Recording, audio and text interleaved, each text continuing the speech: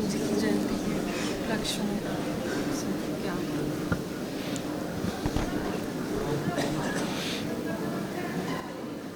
यह वर्ष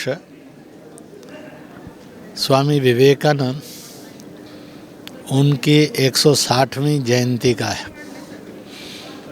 स्वामी विवेकानंद अपने चरित्र से और जीवन से मानवता का संविधान दिखाई देते हैं। उन्होंने बचपन में ही घर में हुक्कों का टेस्ट करके पिताजी से बात करते हुए ये संदेश दिया, जब सब एक ही भगवान की और एक ही मदर अर्थ की संतान है तो फिर उनमें जाति का भेदभाव क्यों? छुआछूत ये मानवता पर अभिशाप है और छुआछूत से मुक्ति ये मानवता है। इसी प्रकार से उन्होंने धर्मों का इतना बड़ा जंगल जो सारी दुनिया बनी है, उन्होंने कहा कि भारत ने इसका एक मार्ग दिया है और जिस मार्ग पर सब ने चलना चाहिए। अपने अपने धर्म पर चलो, दूसरे के धर्मों की निंदा नहीं करो, इसलिए धर्मांतरण नहीं, धर्मों का सम्मान। तो इससे बहुत सारी हिंसाएं और दंगे, इससे मुक्ति का रास्ता खुल जाएगा। इसी प्रकार से उन्होंने अपने जीवन के अंदर ये बताया कि भारत की धरती और माटी यह तो सांस्कृतिक जीवन मूल्यों की है जो आदमी को मानवता के लिए काम करना सिखाती है। यूरोप पश्चिम की भूमि यह भोगवाद की भूमि है। चीन आदि की भूमि यह हिंसा और साम्राज्यवाद की भूमियाँ है।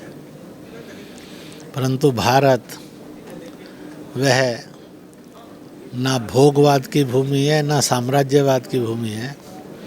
ये मानवता के जन कल्याण की भूमि है। इसलिए भारत जब कोई काम करता है तो इस आधार पर करता है कि प्राणियों में सद्भाव हो, विश्व का कल्याण हो, वसुदैव कुटुंबकम, सभी सुखी और निरोग हों।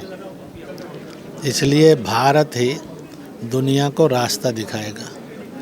और यह संदेश देते हुए उन्होंने शिकागो में 1893 में बता दिया था कि अब समय आ गया है जब भारत को अपनी सारी प्रतंत्रताएं और गुलामी को ख़त्म कर देना चाहिए और स्वतंत्रता के लिए आगे बढ़ते हुए उन्होंने कहा, मैं देश के युवकों को आह्वान करता हूं कि तुम्हें पूजा करनी है तो, नहीं करनी है तो, किस देवता को मानना और नहीं मानना ये तुम्हारा अधिकार है।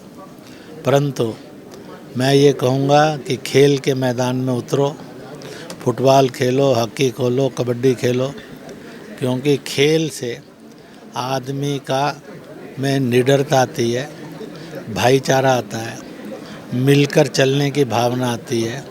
United we stand, divided we fall, ये सिद्धांत समझ में आता है। और जब मिलकर खेलते हैं, विजय की वृत्ति से खेलते हैं तो जीतते हैं। इसलिए पढ़ो, परंतु प्रथम आने के लिए, ना कि किसी को पीछे करने के लिए।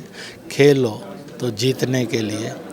इसलिए उन्होंने कहा कि ये ज़रूरत है कि हम सब भेद मिटाकर और भेदों को वैरायटी मानकर एकजुट हों और आगे बढ़ें।